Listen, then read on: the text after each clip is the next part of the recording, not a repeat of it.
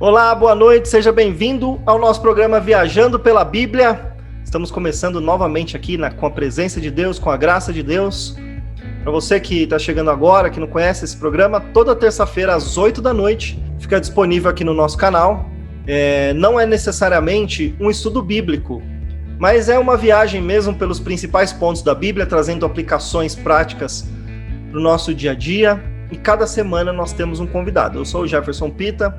Hoje nós temos aqui o Marquinhos, o irmão Marcos Marques, daqui a pouco ele vai estar falando. Hoje nós vamos fazer o segundo episódio dos 7 dias da criação. Semana passada teve o primeiro, nós falamos sobre os 3 primeiros dias da criação.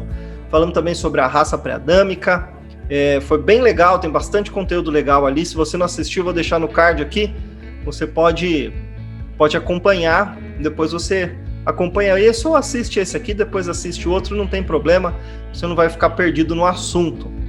Então, já quero introduzir o Marquinhos, hoje ele vai dar continuidade ali, falando sobre o que faltou ainda do terceiro dia, e se Deus quiser a gente chega aí hoje na criação do homem.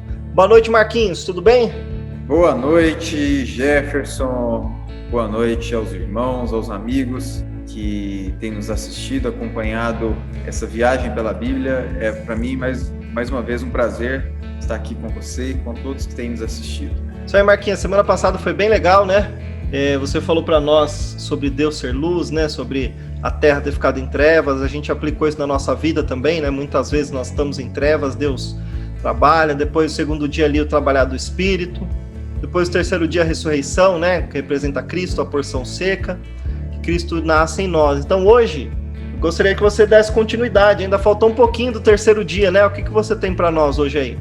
Então, nós paramos no terceiro dia da restauração, que no terceiro dia, um dia muito significativo para nós, que o número 3 na Bíblia significa a ressurreição.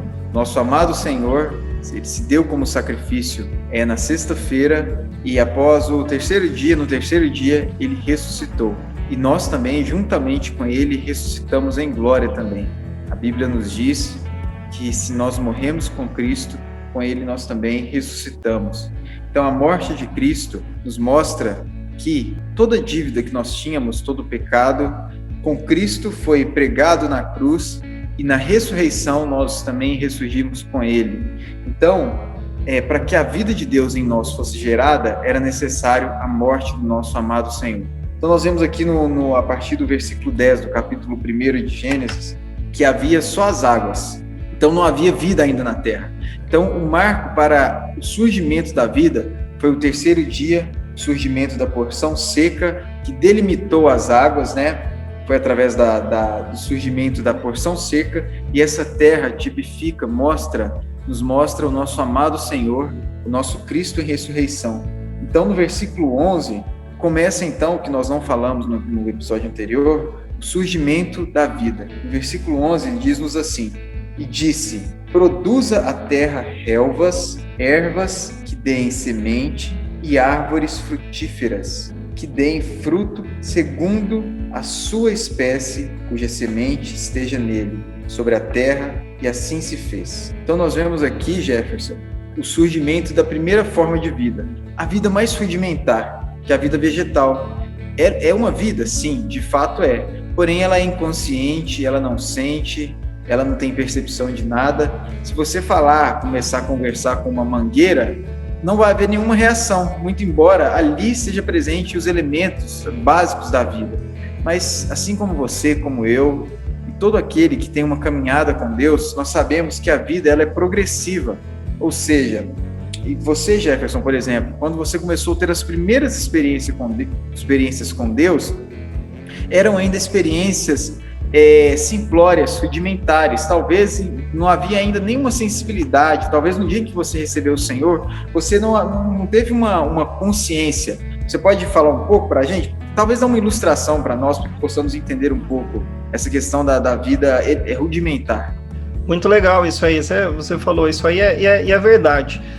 No começo, a gente tem bastante experiência com Deus, mas parece que são coisas mais simples. E é isso mesmo, se a gente vê nesse versículo que você leu, ele começa com relva, né? Então é uma vida bem simplesinha, você tem um pouco de crescimento, você tem alguma experiência com Deus, depois ervas que dão sementes, parece que você já começa a pregar, né? A semente é a palavra, né?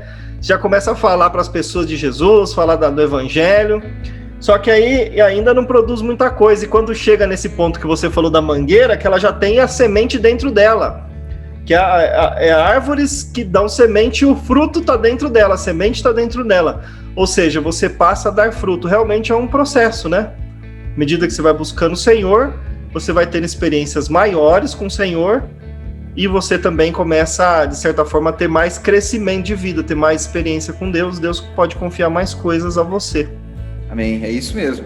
Então, nós vemos aqui, a desenvolvimento da vida, a vida ainda vegetal. Agora, no quarto dia, vamos entrar aqui no versículo 14.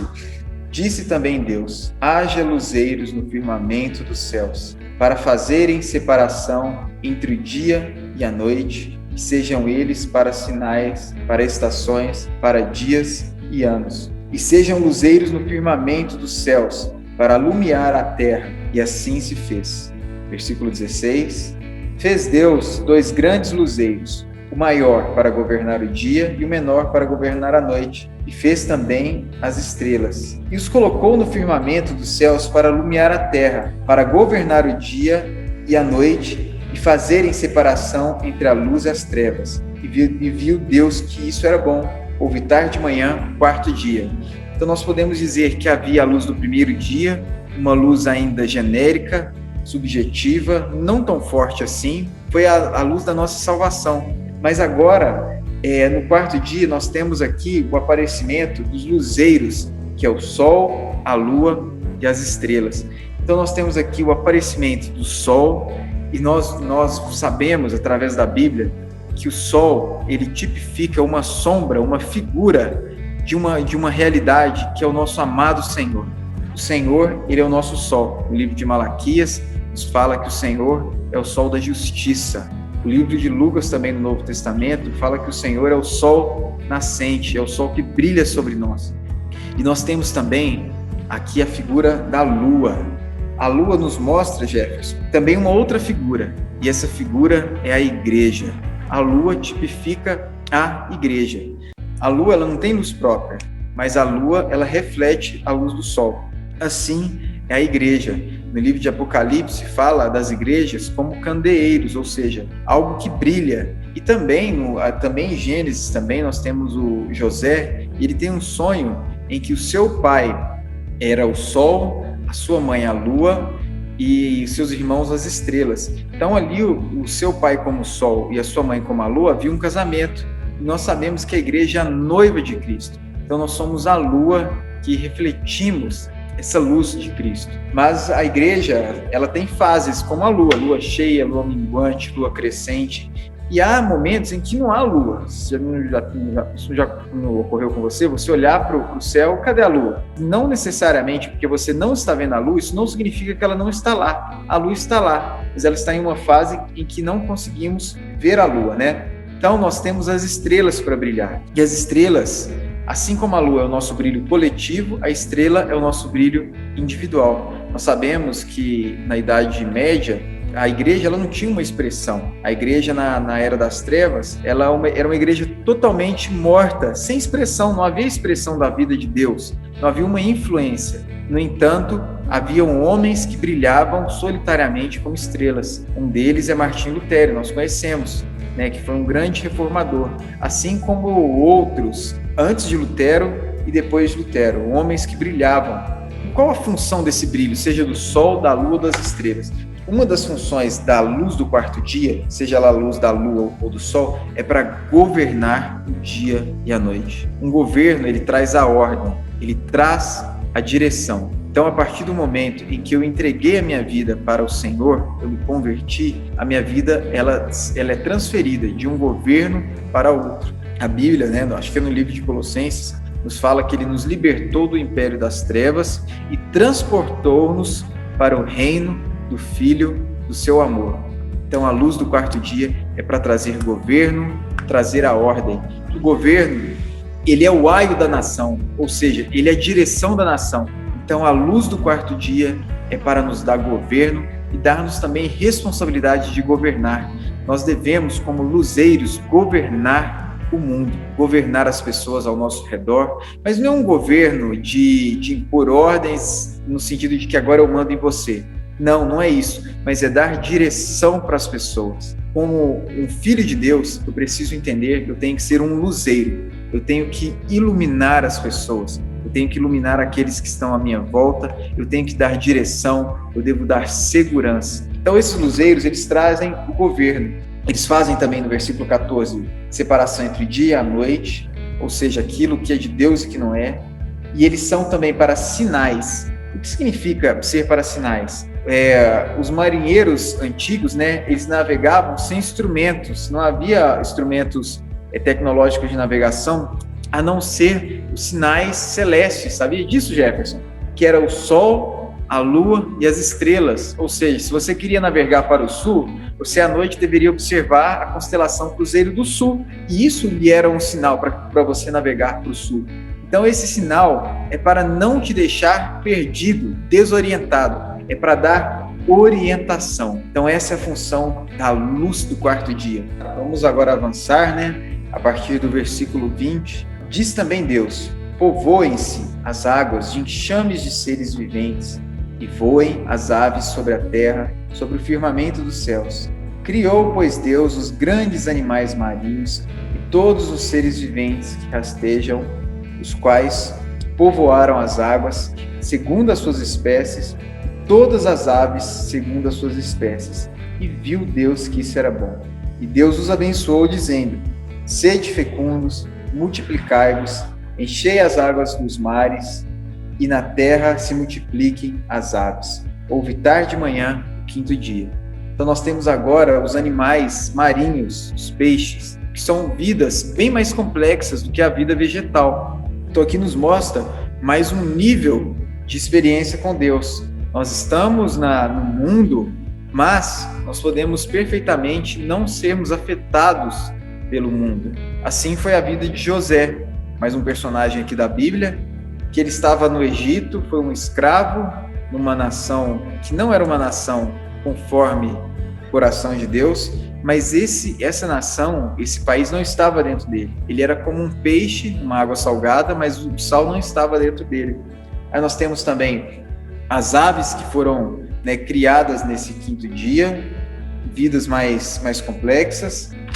E agora, interessante, agora nós vamos entrar no sexto dia. Então, a partir do versículo 24, diz assim: disse também Deus: produza a terra seres viventes conforme a sua espécie, animais domésticos, répteis e animais selvagens, segundo a sua espécie. E assim se fez. Então nós temos aqui mais 3 categorias de animais: os domésticos, os selvagens e os répteis.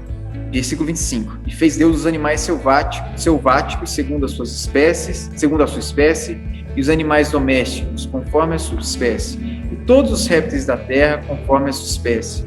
E viu Deus que isso era bom. Então nós estamos agora no sexto dia. Então no sexto dia nós temos 2 sessões. Essa é a primeira. Agora é a mais importante de todas. A partir do versículo 26, diz assim: também disse Deus: façamos o homem à nossa imagem, conforme a nossa semelhança. Se você analisar desde o primeiro versículo, Deus disse: e haja luz, e haja os animais, e haja a terra.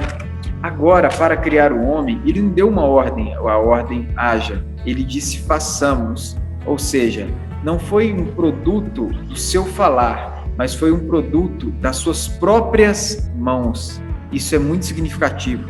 Deus, com suas próprias mãos, ele nos fez. E algo aqui que nos chama muita atenção, ele não disse assim: faça o homem conforme a minha imagem e semelhança. Ele disse: façamos o homem à nossa imagem, conforme a nossa semelhança. Isso mostra o nosso Deus triuno, o Pai, o Filho e o Espírito Santo. Isso tem que nos impactar, amigos amados irmãos, que nós fomos criados conforme a imagem e semelhança do próprio Deus. Olha que maravilhoso, olha quão rico isso é. Nós não fomos feitos conforme a nossa própria espécie, porque os animais foram feitos conforme a sua espécie. Nós somos feitos da espécie de Deus.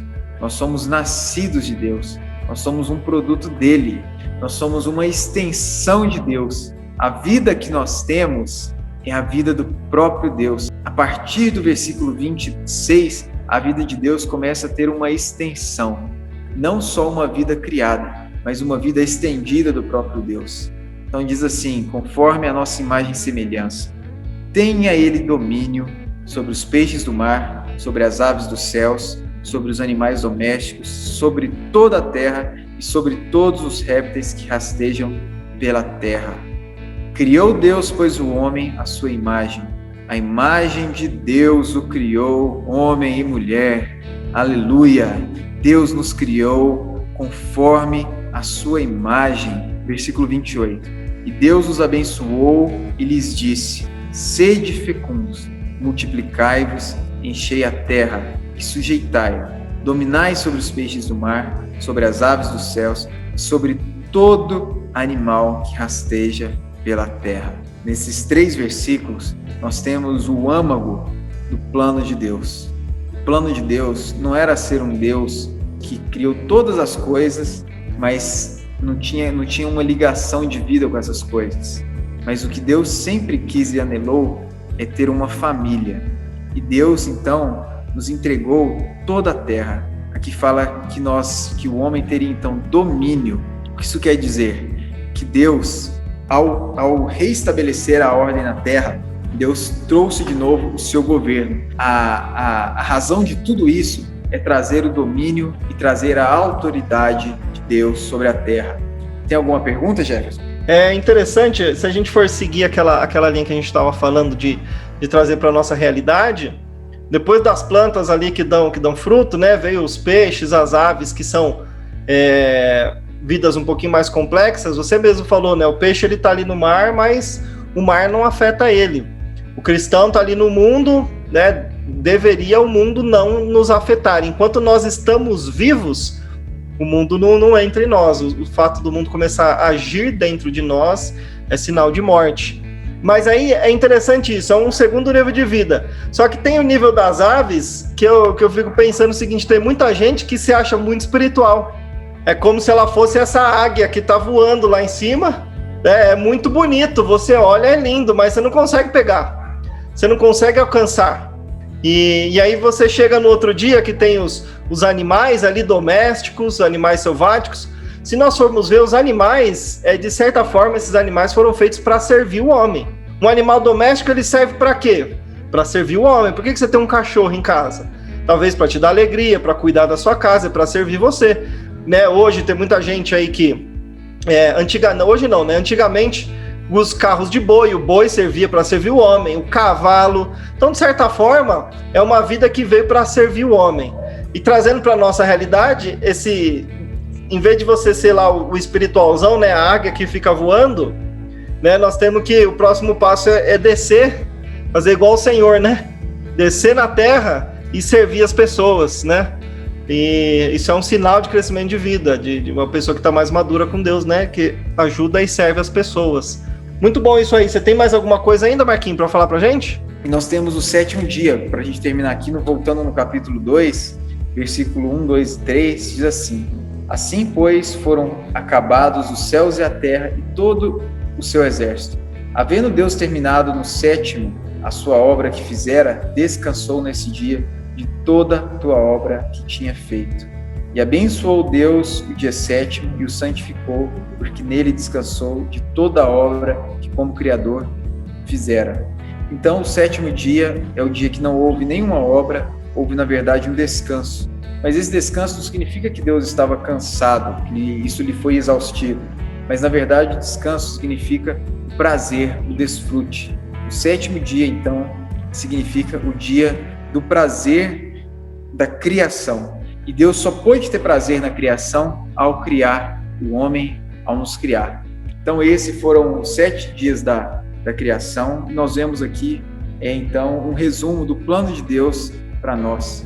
que é ter-nos, né, como sua parte, aqueles que foram tirados dele, para trazermos e levarmos a cabo o seu propósito e termos descanso nele e em nós ele ter o seu prazer. Amém, muito bom, Marquinhos. Realmente, né, não é que Deus ficou cansado. Tem até um versículo, né, que o Senhor Jesus mesmo falou: meu Pai trabalha até agora e eu trabalho também. Na verdade, Deus olhou, e é interessante que ele fala, né, ele viu tudo o que fez e eis que era muito bom. Ou seja, esse descanso é a satisfação mesmo. Puxa, era isso que tinha no meu coração e agora eu sou feliz, fiquei muito feliz por ter realizado isso aí. Muito legal, viu, Marquinhos? Muito bom. Muito obrigado aí pela sua disposição em nos trazer toda essa palavra. Eu espero que você aí em casa tenha sido ajudado, que você tenha gostado, que tenha entendido. Terça-feira nós continuamos o nosso Viajando pela Bíblia. Lembre sempre disso, toda terça às 8 da noite. Se você ainda não é inscrito no canal, se inscreva, compartilhe esse vídeo com mais pessoas para que essa palavra seja difundida. Marquinho, antes de terminar, você pode fazer uma oração por nós? Sim, claro. Senhor Jesus, nosso Deus, agradecemos-te, Senhor, pela revelação da palavra. Nós aqui, Senhor, nós sabemos, nós entendemos que nós somos para o teu agrado, que o Senhor nos quer como filhos, que o Senhor nos criou como parte sua. Senhor, muito obrigado por fazermos parte do teu plano e obrigado, Senhor, pela tua escolha. O Senhor nos escolheu. O Senhor abençoa-nos, Senhor, que essas palavras possam em nós frutificar, germinar e frutificar. Abençoa cada um que assistiu, acompanhou conosco nessa viagem. Abençoa-nos, Senhor, em nome de Jesus. Amém, isso aí, muito bom. Obrigado pela sua atenção, que Deus abençoe você e até semana que vem, se Deus quiser.